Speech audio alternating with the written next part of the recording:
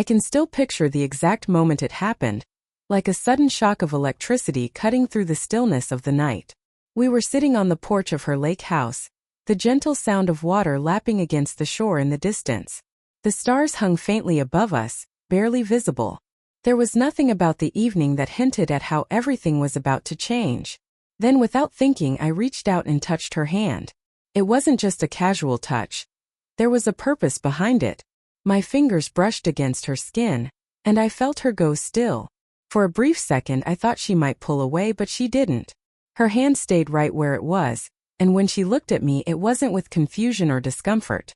There was something else in her gaze, something I hadn't seen before. I didn't know what made me do it. Maybe it was the time we'd spent together over the past few weeks, or the quiet moments that had stretched on too long, turning something once familiar into something strange and unfamiliar. In that moment, everything I'd been carefully avoiding thinking about came crashing down on me. Yes, she was my aunt, but that didn't seem to matter anymore. The boundaries that had once felt so clear had dissolved, and suddenly, we were standing on the edge of something dangerous. I should have stopped. I should have pulled my hand back and let the night end there. But I didn't. And neither did she. In that moment of silence, in that shared pause, we both knew that this wasn't something that would just go away. It was the beginning of something irreversible. The next morning felt different. Everything had shifted, even though neither of us had said a word. We pretended like the previous night hadn't happened, like my hand hadn't stayed on hers longer than it should have. Mornings at the lake house were usually peaceful, filled with the sounds of coffee brewing and birds chirping outside. But now there was an unspoken tension between us, thick and uncomfortable. We went through our routines. She made breakfast while I wiped down the porch. Normally we'd chat or joke about little things. Not today. Every movement, every glance felt loaded with an invisible weight. I could sense it, and I knew she could too. After breakfast, we went outside to tend to the garden, something we'd done together ever since I started staying with her. It was one of the few activities that kept us busy without having to talk too much. The sun was already high, its heat pressing against my back as I worked on the weeds around the old oak tree. She was nearby, kneeling in the dirt, pulling at stubborn plant roots. Every now and then I glanced over at her, but she never looked up. We worked like that for what felt like an hour, in near silence, only interrupted by the occasional rustle of leaves or the scrape of tools against the earth. I was starting to lose my mind, the weight of what had happened pressing on me like a heavy fog. I wanted to say something to clear the air, but the words wouldn't come. So I just worked harder, trying to sweat out the confusion as the heat became unbearable. I stood up and wiped the sweat from my brow. "Want some water?" I called out to her. She nodded without looking at me. I walked over to the porch, grabbed 2 bottles from the cooler and came back. When I handed one to her, our fingers brushed again. She froze and I did too. The memory of last night slammed into me like a wave. There was a moment of silence, and then without thinking I stepped closer. I don't know what I was expecting, maybe for her to step back, maybe for her to tell me to stop. But she didn't. Instead, she looked up at me, and in her eyes I saw it again. That same hesitation. That same feeling from the night before. "Mary," I whispered, my voice barely audible, but I could tell she heard me. I swallowed hard, unsure of what to say. Unsure of what was right anymore. I don't know what's happening here. Her lips parted, and she exhaled softly. She stared down at the water bottle in her hands, her fingers tightening around it. "Neither do I," she said quietly, almost too quietly to hear. That should have been the end of it. We should have walked away, stopped whatever was happening before it went any further. But instead I stepped even closer, closing the gap between us. I could feel my heartbeat thundering in my ears, and every part of me screamed that this was wrong, that I needed to stop. But I didn't. She didn't move. Her eyes were wide and I could see the struggle in them, trying to figure out what to do, what to say. But nothing came out. The sun beat down on us and everything felt hazy, surreal, as though we were trapped in some kind of dream we couldn't wake up from. Then before I could stop myself, I leaned down and kissed her. It wasn't planned. It wasn't something I had thought through. It just happened, like an invisible force pulling me toward her. My lips brushed against hers, and for a moment everything seemed to freeze. I expected her to push me away, to break the spell, but she didn't. Instead, she kissed me back. It was brief, almost hesitant, but enough. When I pulled away, we were both breathless. The reality of what had just happened hit me hard. I stepped back, staring at her in disbelief. What the hell had I just done? She didn't say anything. She just stared at me, her face a mix of shock and something else I couldn't identify. A long silence stretched between us, broken only by the sound of the wind rustling through the trees. I wanted to apologize, to tell her it was a mistake, but the words wouldn't come. Instead, she slowly stood up, brushed the dirt from her knees, and without a word turned and walked back toward the house. I watched her go, my heart racing. The tension between us, which had been building for weeks, had finally snapped. And now there was no going back. The door clicked shut behind her, leaving me standing there alone in the hot afternoon sun, wondering how everything had spiraled so far out of control. She shook her head and looked away, her eyes drifting out the window again. Don't apologize," she said softly. "We both know this isn't just on you." Her words lingered in the room, and a strange sense of relief washed over me. She wasn't putting all the blame on me, but that didn't make it any easier. I moved closer, but I wasn't sure where this conversation was headed, or if I even wanted to know the answer. Mary stood up, her movements slow and deliberate, as if each step carried the weight of everything we hadn't said yet. She walked to the window, her back turned to me, and whispered, "What are we doing?" The question was so quiet I almost didn't hear it over the hum of the house. I didn't have an answer for her. My mind spun, searching for something to say, but every response seemed to fall short. Nothing made sense anymore.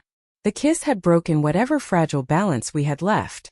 I exhaled, the weight of it all pressing down on me. "I don't know." The words were hollow, but they were all I could offer. She turned toward me then, her eyes heavy with exhaustion, the sadness in them making my chest tighten. "Oscar, we can't keep pretending this isn't happening."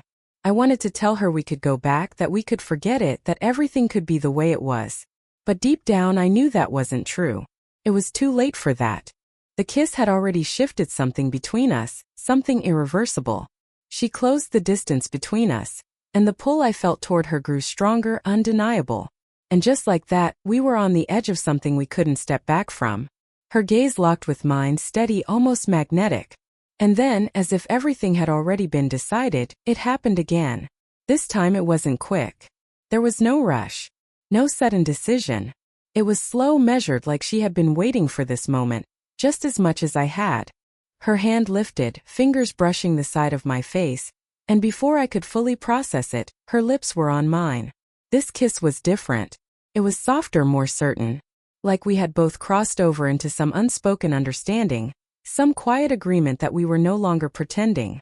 There was no hesitation, no looking back. Just her and me, standing there in the dim light, as if nothing else existed but the two of us. I kissed her back, my hands finding her waist. It felt like the world had narrowed down to this one moment. All the confusion, all the doubts melted away. For a few seconds it was just us, connected in a way that felt both necessary and terribly wrong. When we finally pulled apart, there was a brief, stunned silence. Her expression was unreadable, and I had no words. Part of me wanted to apologize again, to step away, to undo what we had just done. But something told me it was too late for that. I didn't want to step back. The pull between us was stronger than anything I had ever felt. She took a small step back, running a hand through her hair, looking more vulnerable than I had ever seen her. Her voice barely reached me when she spoke. "What do we do now?" It was a quiet question, as if she already knew there was no easy answer. I swallowed hard, the weight of everything pressing down on me. "I don't know." I wished I had an answer, but the truth was, nothing about this was simple anymore. "But we can't keep doing this," I said, my voice thick with the gravity of what I was admitting. She looked away, tears welling in her eyes before she quickly wiped them away, as though embarrassed. "I know," she whispered, the silence that followed hanging between us like a heavy fog. I didn't know how to fix this. I didn't know if it was even fixable. And maybe deep down I didn't even want to fix it. That was the most terrifying part. She turned back toward the window, distancing herself from me once again. I could feel the emotional space growing between us, even though we stood only a few feet apart. The kiss had drawn us closer, but now it was driving a wedge between us that I hadn't seen coming. "I think," she paused, almost as if she wasn't sure about saying it out loud. I think we need to figure this out separately. Those words hit me like a punch. I knew she was right, but the thought of walking away, of putting distance between us, felt unbearable. But what choice did we have? We couldn't keep pretending like nothing had changed. We couldn't keep playing with fire.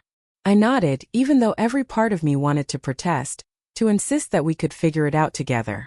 But I couldn't say it. I didn't know what the right thing was anymore. The next few days were a blur. Mary and I barely exchanged more than a few words, and when we did, it was awkward, strained. The kind of conversations that only made the silence between us feel heavier. I kept myself busy, working around the house, tending to the garden, fixing random things that didn't need fixing.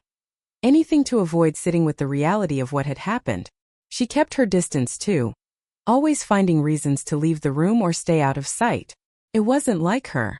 Mary was always the one who said what needed to be said, no matter how uncomfortable. But now there was only silence. The weight of everything unspoken hung between us, and every time our paths crossed, I could feel the pull. The same mix of guilt, desire, and confusion I saw in her eyes whenever she looked at me. She was hiding it, trying to bury it, but it was there just beneath the surface. I wondered if she was struggling with the same conflict I was, the desire to go back to what was familiar, and the knowledge that it wasn't possible anymore. It was one of those long, still afternoons when everything came to a head. The sun was sinking lower, casting a golden hue across the room. I sat at the table, pretending to focus on some papers, but my mind kept wandering. Mary had been gone for most of the day, avoiding both the house and me. But when she finally came back, I could sense a shift. She walked in without saying a word, dropped her bag by the door, and moved slowly around the kitchen, like she was carefully deciding each step. I kept my head down, pretending to focus on the papers in front of me, but I was aware of every move she made. Finally, she stopped, her hands resting on the counter as she exhaled deeply. "Oscar," she said, breaking the silence between us, "we need to talk." I closed the folder in front of me, my heart racing. "Yeah," I whispered, my voice barely audible. "I know." She didn't move, didn't look at me. "I've been thinking about it," she said. "About us." The words hung in the air, heavy with meaning. I didn't know how to respond. Us? Was there even an us anymore? But the way she said it, with such uncertainty, told me she wasn't sure either. She finally turned to face me, and for the first time, I saw something in her eyes I hadn't noticed before. Vulnerability. Took me off guard. "What happened between us?" she asked, her voice measured, cautious. "It wasn't just a mistake, was it?" I shook my head, but the words wouldn't come. It wasn't a mistake. Not in the way people usually think of mistakes. But it wasn't right either. And we both knew that. Mary stepped closer, arms folded tightly across her chest, as if trying to protect herself from what came next. "I've been trying to figure it out," she continued, her voice quieter now, more fragile. "What this means, what we do now." She paused, and I could see the uncertainty in her eyes. She had been carrying this for longer than I had realized. I leaned back in my chair, my fingers tapping nervously against the wood, a rhythm that helped steady the racing thoughts in my head. I wanted to say something, anything, but my throat was tight, and my mind felt like it was spinning in circles. "And?" I managed, my voice coming out raw. "And I don't know," she admitted, her gaze meeting mine with an intensity that seemed to strip away the space between us. "I thought I would by now, but I don't." The silence that followed was heavy, thick with the unspoken tension that hung between us. It felt like the room had shrunk, like the walls were closing in. My heart pounded in my chest as I tried to process what she was saying. "We don't know. We were both lost in this." I opened my mouth to speak, but nothing came out. What was there to say?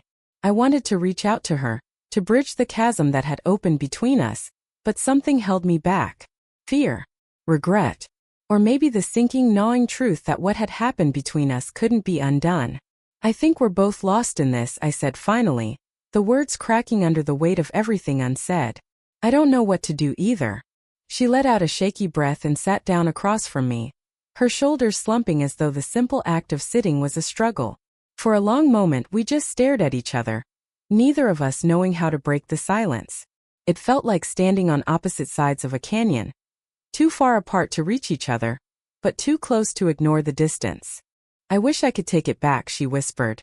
The words so soft they almost didn't reach me. The sting of her admission hit me harder than I expected. Take it back? My stomach twisted.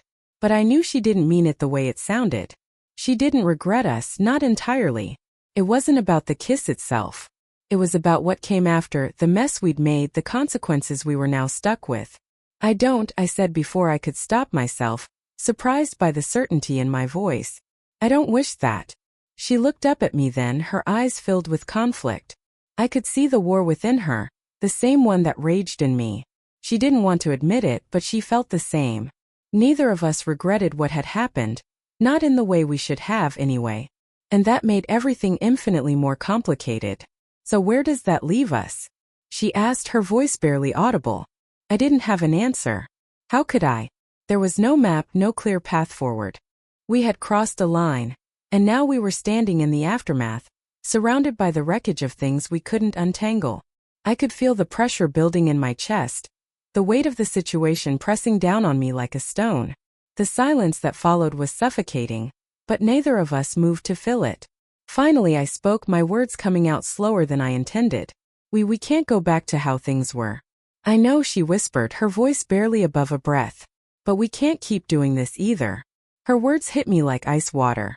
The finality in her tone, so quiet but so absolute, sent a cold shiver through me. She was right, of course. We couldn't keep pretending we hadn't crossed a line. We couldn't keep ignoring the tension that was building between us. But acknowledging it didn't make it any easier. I stood up, unable to stay still. My thoughts were a mess, spinning in endless loops, each one more tangled than the last. I needed to move, to do something, to find a way out of this suffocating moment. I started pacing, my steps quick and uneven, my mind scrambling for something, anything, that would make sense of what we were going through. But with each step, the weight grew heavier. Like I was sinking into quicksand with no solid ground beneath me. Mary watched me, her eyes following every move I made. She didn't say anything, but I could feel her waiting, as if she had already come to the conclusion I was struggling to reach. Finally I stopped. I turned to face her, the words almost forced out of me.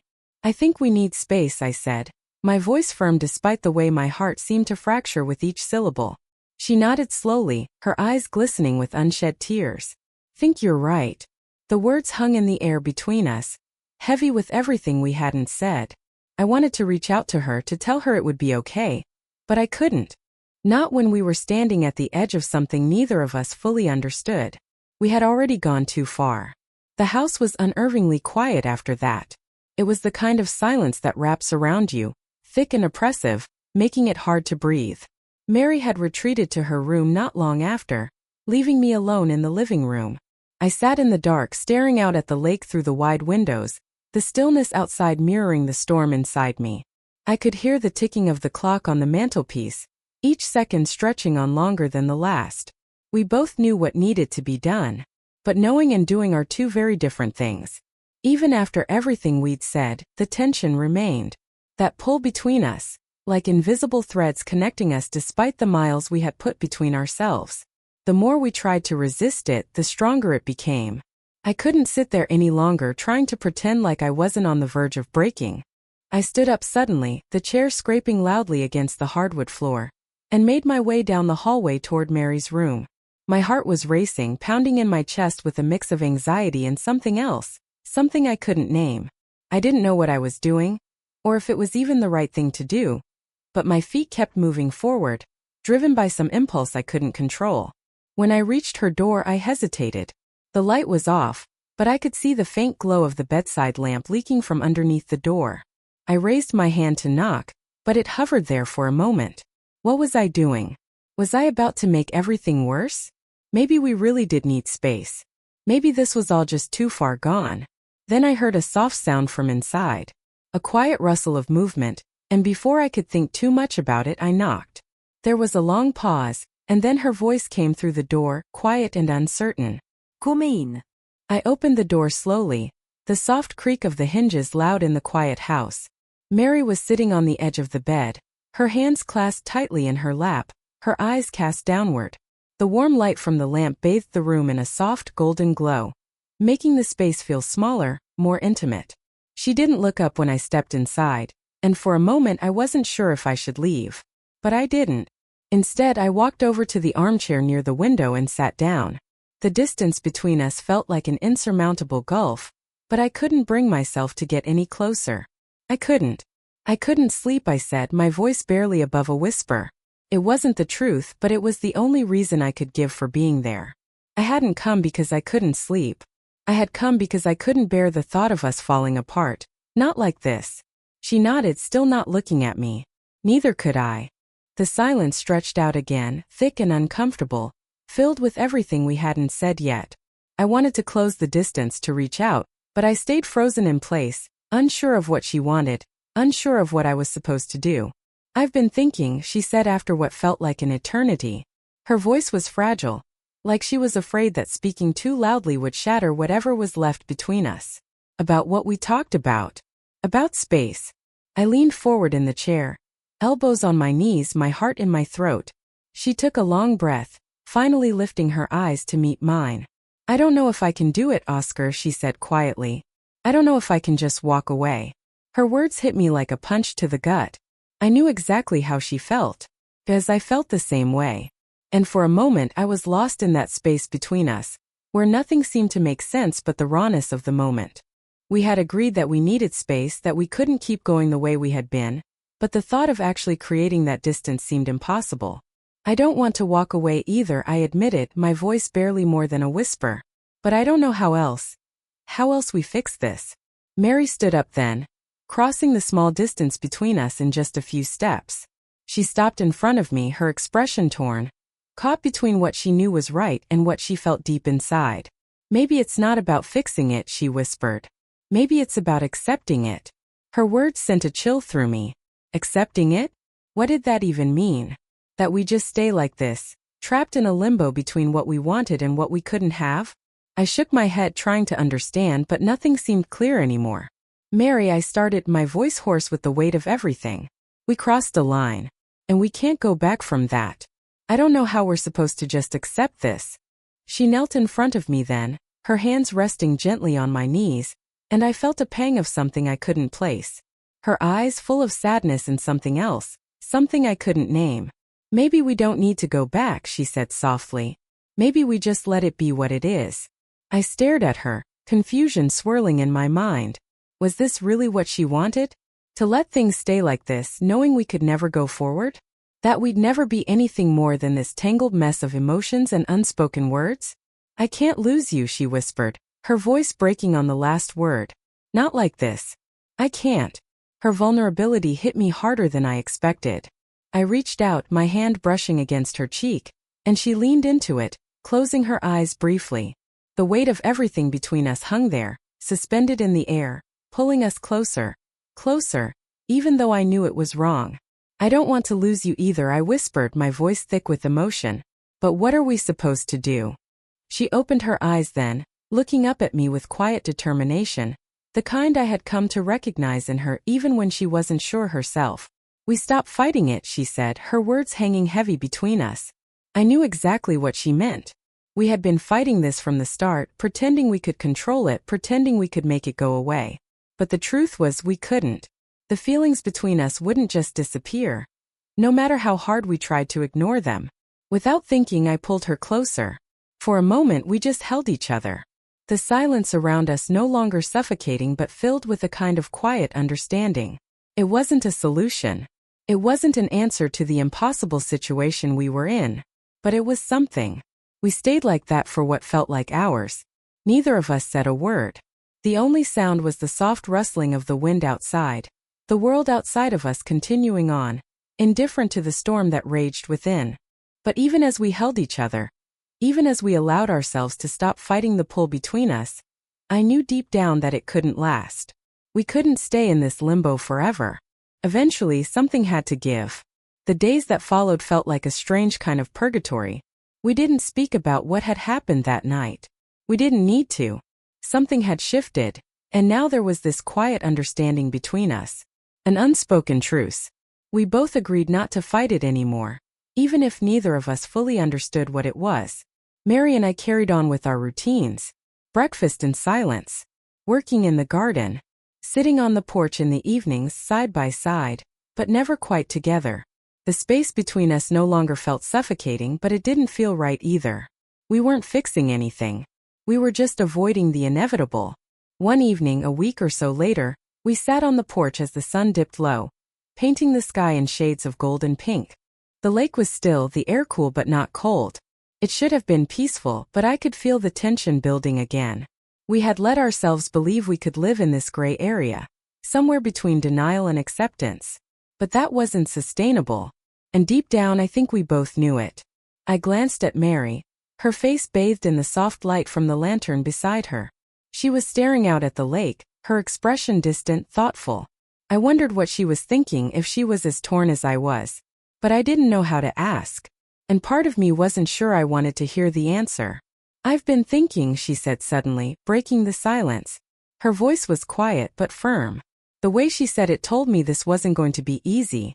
I shifted in my chair, my heart rate quickening, unsure of what she meant. "About what?" She took a deep breath, her eyes still fixed on the water. "About us. About what we're doing." The knot in my stomach tightened.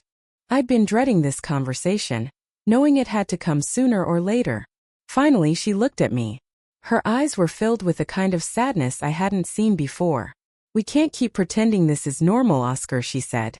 "We can't keep doing this." Her words landed like a heavy blow. I knew she was right, but hearing her say it out loud made it real in a way it hadn't been before. I swallowed hard, struggling to find the right words. "What are you saying?" I asked, my voice barely more than a whisper. She hesitated, like she was searching for the right way to say it. And then finally she spoke. I think we need to stop lying to ourselves. We can't just keep going like nothing's wrong. We crossed a line. And now we have to figure out what that means." Her words hung in the air, heavy with finality. I wanted to argue, to tell her that we could find a way to make it work. But I knew I'd be lying. There was no going back, and moving forward seemed impossible. I felt like we were stuck in this endless loop, circling around the same problem, hoping for a solution that didn't exist. "So what do we do?" I asked, my voice barely more than a whisper. She shook her head slowly, her eyes glistening in the fading light. "I don't know. But we can't stay here, Oscar. Not like this." The truth of her words hit me like a punch to the gut. We couldn't stay here. Not just physically but emotionally. We couldn't keep living in this state of denial, pretending things would magically fix themselves. But leaving meant facing the reality of what we had done, and I wasn't sure I was ready for that. Mary stood up then, slowly, like each movement took tremendous effort. She walked to the edge of the porch, looking out at the darkening lake. I stayed where I was, frozen by the weight of everything crashing down on me. I wanted to follow her, to tell her we'd figure it out, that I'd make it okay. But I couldn't move. After a long moment, she turned back to me, her face calm but resigned. "I think it's best if I go back to the city for a while," she said quietly. Maybe some time apart will help us both figure out what we want." The words caught me off guard, even though I should have seen them coming. My chest tightened. Panic rose within me. "Mary, you don't have to leave," I said, desperation creeping into my voice. She gave me a small, sad smile. "Think I do. For both of us." I stood up, the reality of what she was saying sinking in. The lump in my throat made it hard to speak. "So this is it," I said, voice raw. "You're just leaving?" She nodded slowly, never breaking eye contact. "I think it's the only way, Oscar. I don't know what else to do." I felt like the ground had shifted beneath me.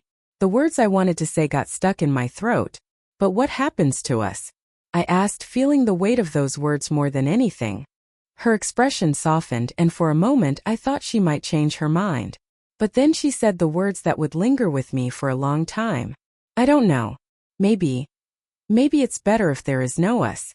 The finality in her voice hit me like a wave, and for a moment I couldn't breathe. I wanted to say something, anything, to stop her from walking away. But all I could do was stand there, paralyzed, as she slowly turned and walked toward the door. "I'll pack in the morning," she said quietly, her back to me. "I'll be gone by the afternoon." With that, she disappeared into the house, leaving me alone on the porch. The weight of her words pressed down on me, and I stayed there long after she had gone, staring out at the lake, trying to make sense of everything. But no matter how hard I tried, the truth was clear. I had lost her. Whatever we had, whatever we could have had, was slipping away, and I wasn't sure how to stop it. The sound of her door clicking shut echoed in my ears, and for the first time in weeks I felt truly alone.